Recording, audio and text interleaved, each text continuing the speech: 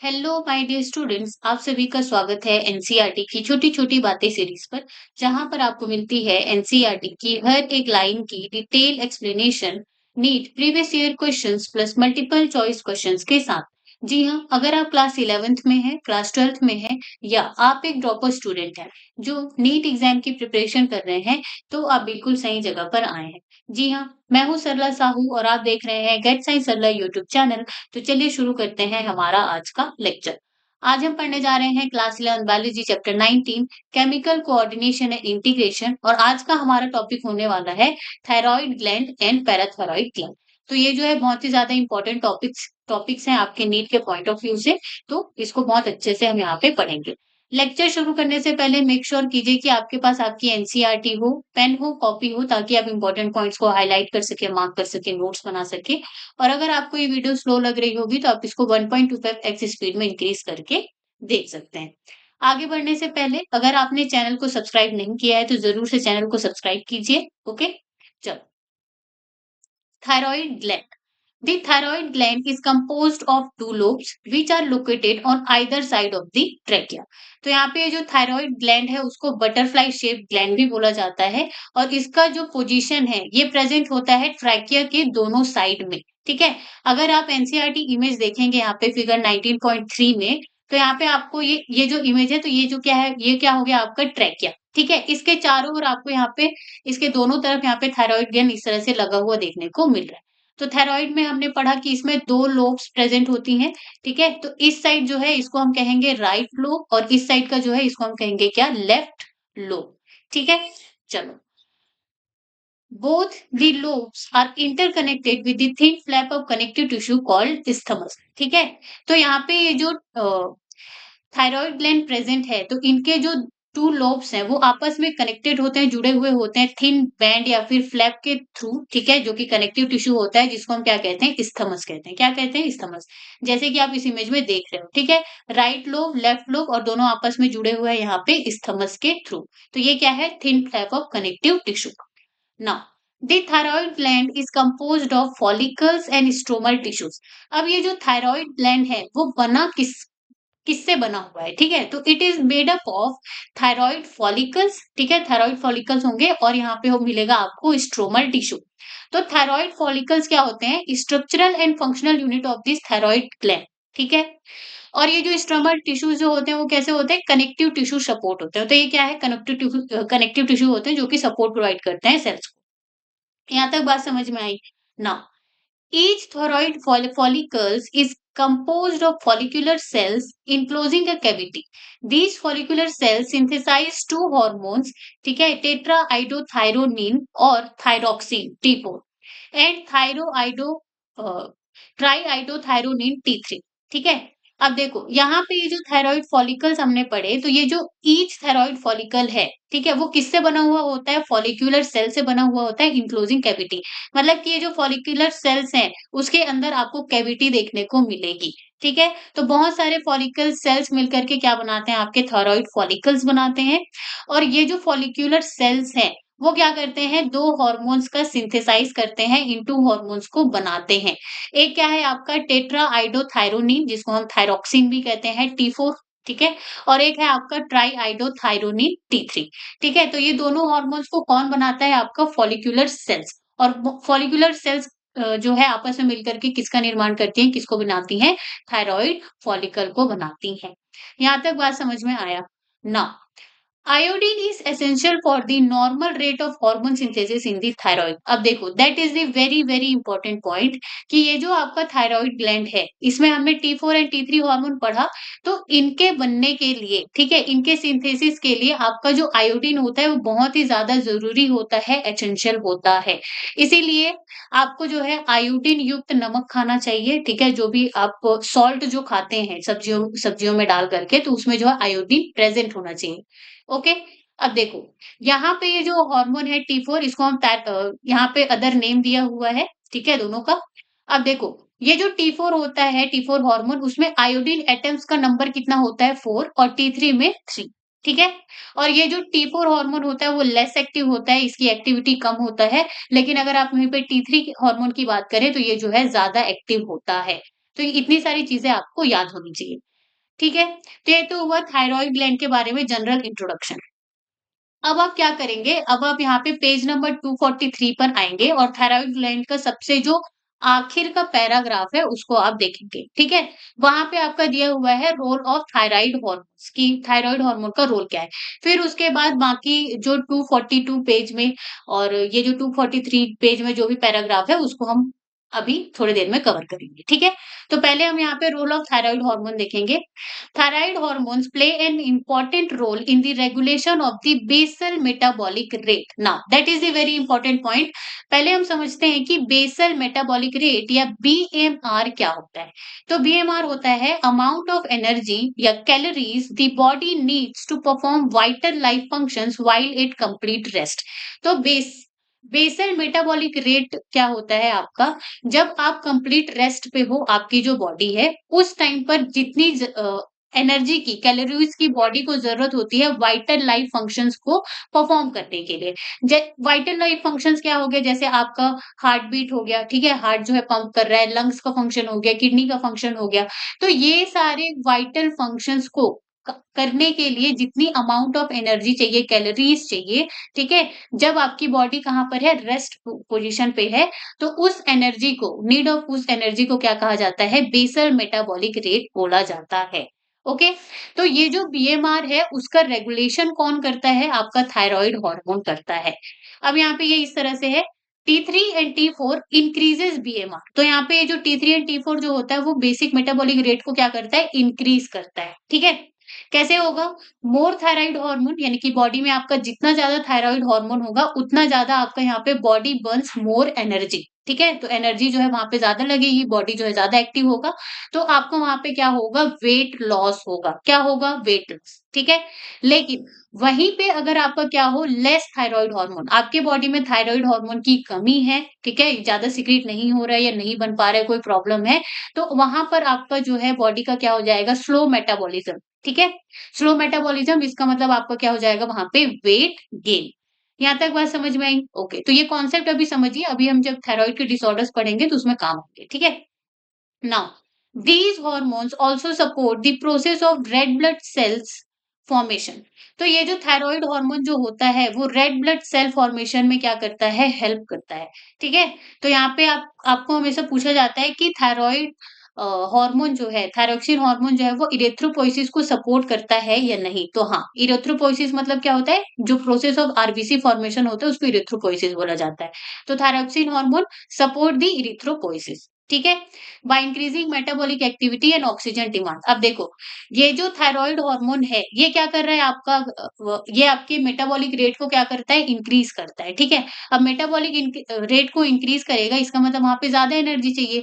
अब ज्यादा एनर्जी चाहिए इसका मतलब वहां पे खाने को तोड़ करके एनर्जी बनाने के लिए ऑक्सीजन की ज्यादा जरूरत होगी, ठीक है। अब ऑक्सीजन कौन लेकर के आएगा, आपका जो आरबीसी होता है, रेड ब्लड सेल्स होते हैं, वही तो ऑक्सीजन को लेकर के आएंगे।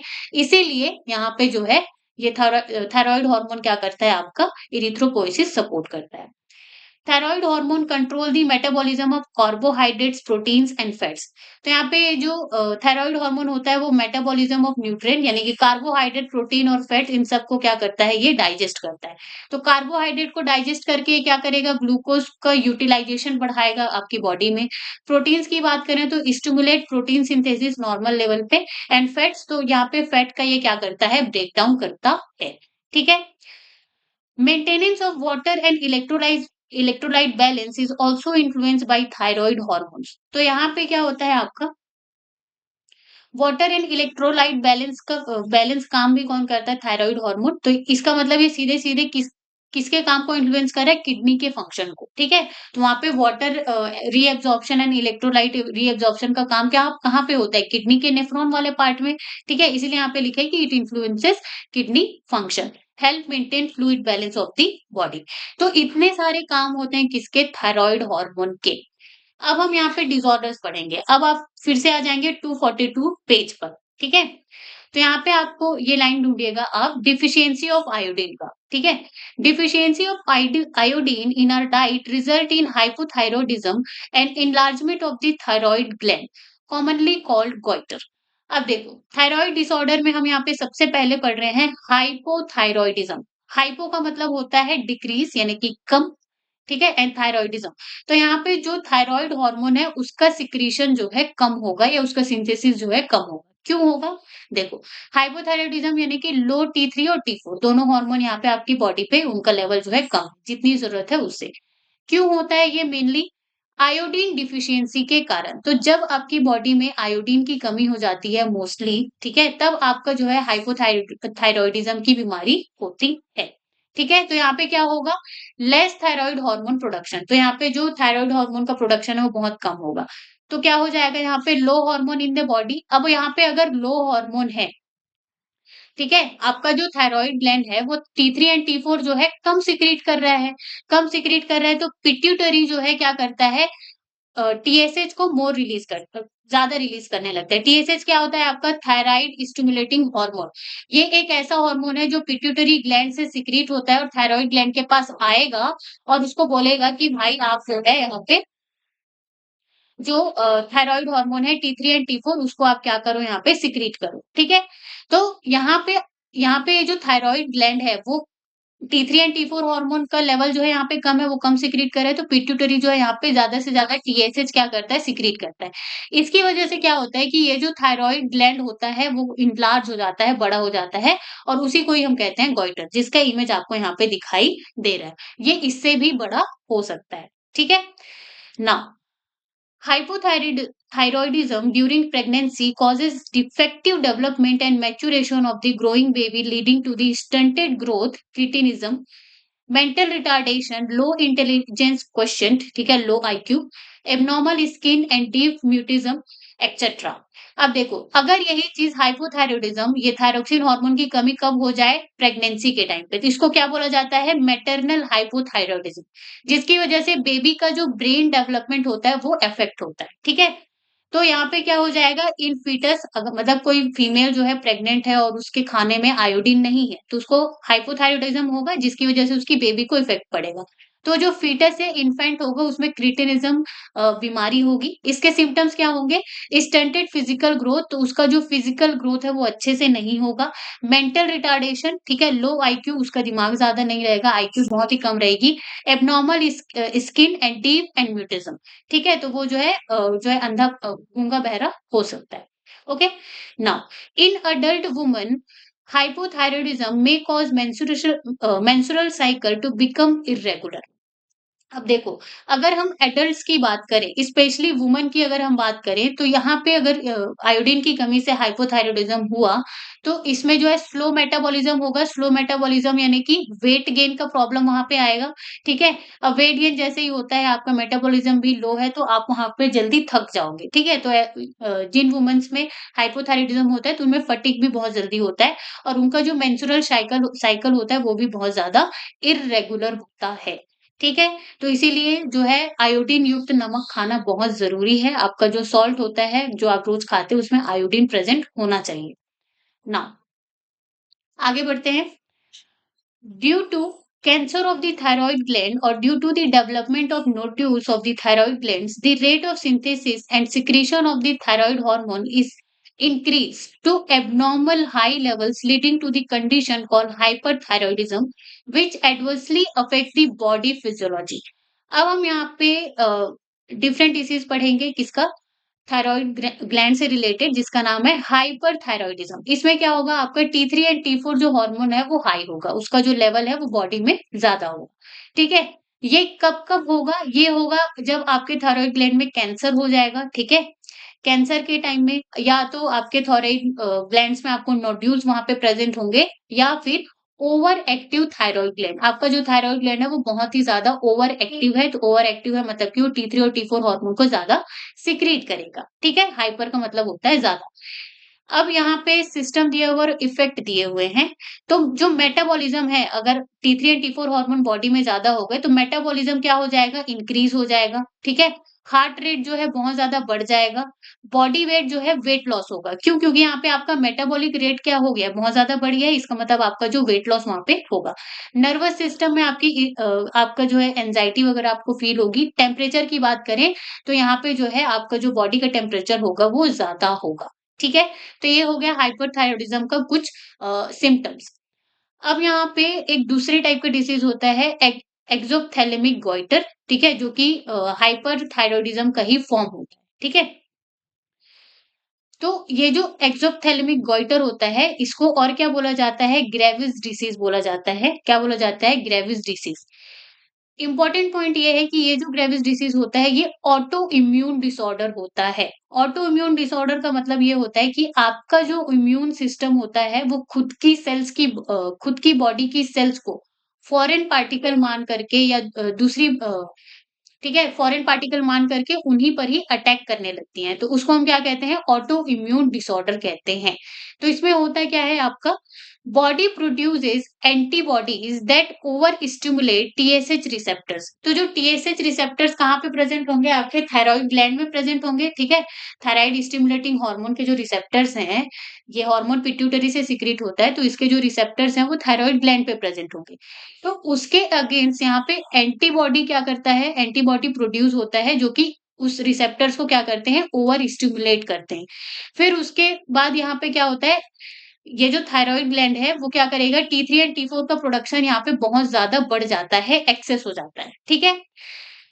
तो यहाँ पे फिर क्या हो जाएगा आपका हाइपर थायराइडिज्म, क्योंकि T3 और T4 का लेवल जो है बॉडी में बढ़ रहा है। सिम्पटम्स क्या होंगे इसके, गोइटर होगा यहाँ पे, इनलार्ज थायराइड, ठीक है, over stimulation of the gland.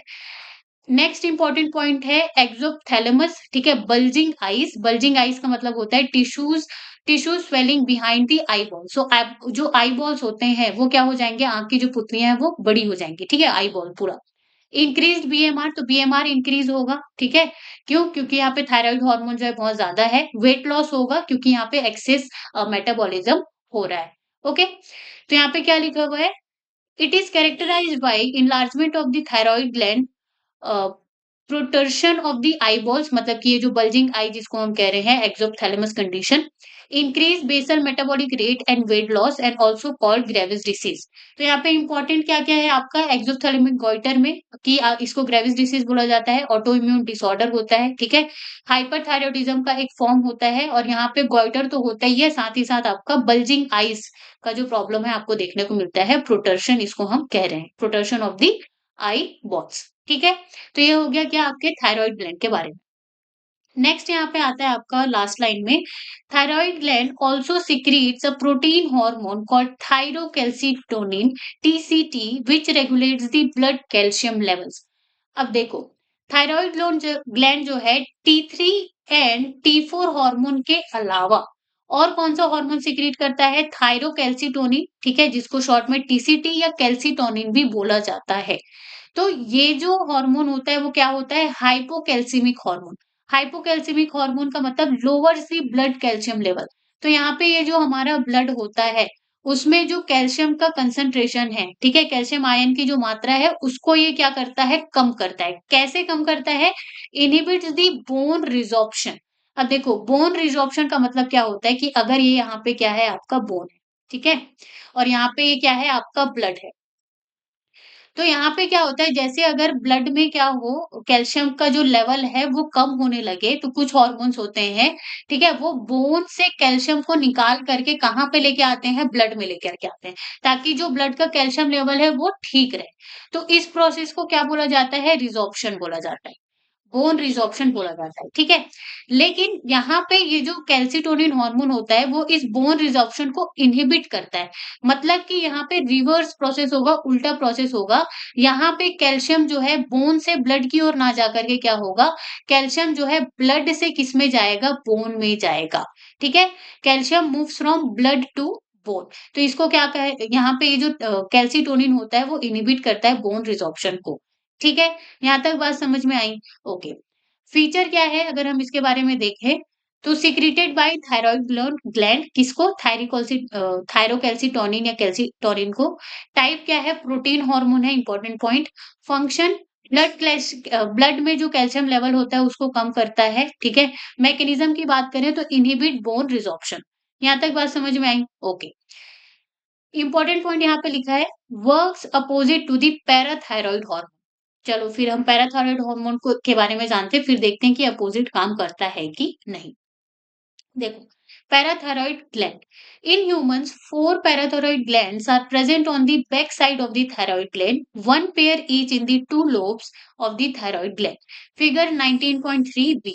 ठीक है, तो ये जो फिगर है, तो इसमें ये जो पैराथायरॉइड ग्लैंड होता है वो एक पेप्टाइड हार्मोन होता है। पेप्टाइड हार्मोन का मतलब क्या हो गया? अमीनो एसिड से मिलकर के बना हुआ, बीच में क्या होगा? इनके पेप्टाइड बॉन्ड होगा। ठीक है, तो यहाँ पे आपको 4 पैराथायरॉइड ग्लैंड, पीटीएच ग्लैंड देखने को मिलेंगे। कहाँ पे? Back side of the thyroid gland. तो ये क्या है? आपका डॉर्सल, आपका जो डॉर्सल साइड है ना, आपका बैक साइड है। ठीक है, तो वो भी क्या होगा? Back side of the thyroid gland. तो आपको यहाँ पे 4 नोड्यूल्स यहाँ पे देखने को मिलेंगे पैराथायरॉइड ग्लैंड के। ठीक है, one pair each in the two lobes. तो एक राइट लैब में भी 2 होंगे और लेफ्ट लैब में लोब में भी ये नंबर में कितने होंगे? 2 होंगे। ठीक है, the parathyroid gland secretes a peptide hormone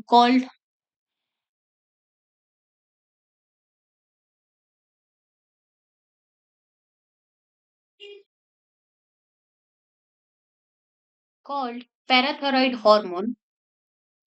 The secretion of the parathyroid hormones is regulated by the circulatory levels of the calcium ions. Okay, तो हमने यहाँ पे देखा कि ये जो पैराथायरॉइड ग्लैंड है उसको पेप्टाइड हार्मोन हम कह रहे हैं, शॉर्ट में क्या हो जाएगा? पीटीएच। तो इसका जो सिक्रीशन है पीटीएच का, पैराथायरॉइड ग्लैंड का, ठीक है, ये डिपेंड करता है किसमें? ब्लड कैल्शियम लेवल पे। किस पे? ब्लड कैल्शियम लेवल पे। कैसे? इसको हम यहाँ पे देखेंगे। देखो, यहाँ पे ब्लड कैल्शियम लेवल दिया हुआ और यहाँ पे पीटीएच का सिक्रीशन। तो अगर आपके ब्लड में कैल्शियम का लेवल क्या हो? कम हो, तो ये जो पीटीएच का जो सिक्रीशन है वो क्या हो जाएगा? बढ़ जाएगा। ठीक है, लेकिन वहीं पे अगर आपके ब्लड में कैल्शियम का लेवल क्या हो? ज्यादा हो, तो पीटीएच का सिक्रीशन ऑटोमेटिकली क्या हो जाएगा? डिक्रीज हो जाएगा। ओके, चलो इसी को हम देखेंगे यहाँ पे मैकेनिज्म को। Parathyroid hormone PTH increases the calcium level in the blood. ठीक है, हमने ये चीज देखा कि पैराथायरॉइड हार्मोन क्या कर रहा है? ब्लड में जो है कैल्शियम लेवल को बढ़ा रहा है। तो इसीलिए इसको क्या बोला जाता है? हाइपर कैल्सिमिक हार्मोन बोला जाता है। क्या बोला जाता है? Hyper calcaemic hormone. अब ये ब्लड में कैल्शियम के लेवल को कैसे बढ़ाता है उसी को हम यहाँ पे देखेंगे। PTH acts on the bones and stimulates the process of bone resorption, dissolution या demineralization। ठीक है, तो यहाँ पे क्या करता है? जैसे ही इस ये क्या किया, यहाँ पे बॉडी ने डिटेक्ट किया कि आपका ये जो ब्लड है इसमें कैल्शियम का लेवल क्या है? कम है। तो वैसे ही ये क्या करेगा? बोन के पास चला जाएगा और बोन को क्या करेगा? यहाँ पे बोन रिजॉर्प्शन के लिए स्टिमुलेट करेगा। ठीक है, बोन रिजॉर्प्शन का मतलब क्या होता है? डिसोल्यूशन या डीमिनरलाइजेशन ऑफ बोन। यानी कि आपका जो यहाँ पे बोन है, ठीक है, आपका यहाँ पे ये जो बोन है, इससे जो है आप कैल्शियम का आयन कहाँ पे लेके जाओगे? आप ब्लड में लेकर के जाओगे। ठीक है, calcium moves from bone to blood. तो ये क्या हो गया? बोन रिजॉर्प्शन, जिसको बोला जाता है डिसोल्यूशन या डीमिनरलाइजेशन ऑफ बोन्स। ठीक है, तो एक तो ये तरीका हुआ कि ब्लड कैल्शियम लेवल ये जो है बोन पे काम करके रिजॉर्प्शन का प्रोसेस करके बढ़ा रहा है। दूसरा क्या तरीका है? PTH also stimulates reabsorption of calcium ion by the renal tubules and increases calcium absorption from the digested food। और ये क्या करता है? ये जो पैराथायरॉइड हार्मोन है ये कैल्शियम आयन का रीअब्जॉर्प्शन करता है। कहाँ पे? रीनल ट्यूब्यूल्स पे। रीनल ट्यूब्यूल्स आपको कहाँ पे देखने को मिलेंगे? किडनी में। किडनी के कौन से पार्ट में? नेफ्रॉन वाले पार्ट में। ठीक है, functional and structural and functional unit of the kidney क्या है आपका? नेफ्रॉन। तो नेफ्रॉन में आपको रीनल ट्यूब्यूल्स देखने को मिलते हैं, पीसीटी, डीसीटी वगैरह। ठीक है, वहां पे कैल्शियम आयन के रीएब्जॉर्प्शन को ये क्या करता है? स्टिमुलेट करता है। ठीक है, तो ये रीएब्जॉर्ब करके अल्टीमेटली कहाँ पे इसको भेजेंगे? ठीक है, अल्टीमेटली ये जो रीएब्जॉर्प्शन है रीनल ट्यूब्यूल से, वो कहाँ पे जाएगा? ब्लड में ही तो जाएगा। ठीक है, तो ये हुआ, इस तरह से ये ब्लड कैल्शियम लेवल को बढ़ा रहा है। तीसरा क्या तरीका है? यहाँ पे जो पैराथायरॉइड हार्मोन है कैल्शियम एब्जॉर्प्शन को इंक्रीज करता है फ्रॉम द डाइजेस्टेड फूड। तो जो भी खाना आप खाते हो बॉडी उसको डाइजेस्ट करता है, तो यहाँ से कैल्शियम का जो एब्जॉर्प्शन है उसको क्या करेगा? इंक्रीज करेगा, बढ़ाएगा और अल्टीमेटली इसको भी कहाँ पे देगा? ब्लड में ये जो है ये रिलीज होगा। ठीक है, तो इस तरह से ब्लड का जो कैल्शियम लेवल है उसको बढ़ाने का काम करता है कौन? Parathyroid hormone. Okay, now it is thus clear that PTH is a hypercalcemic hormone। ठीक है, that it increases the blood calcium level।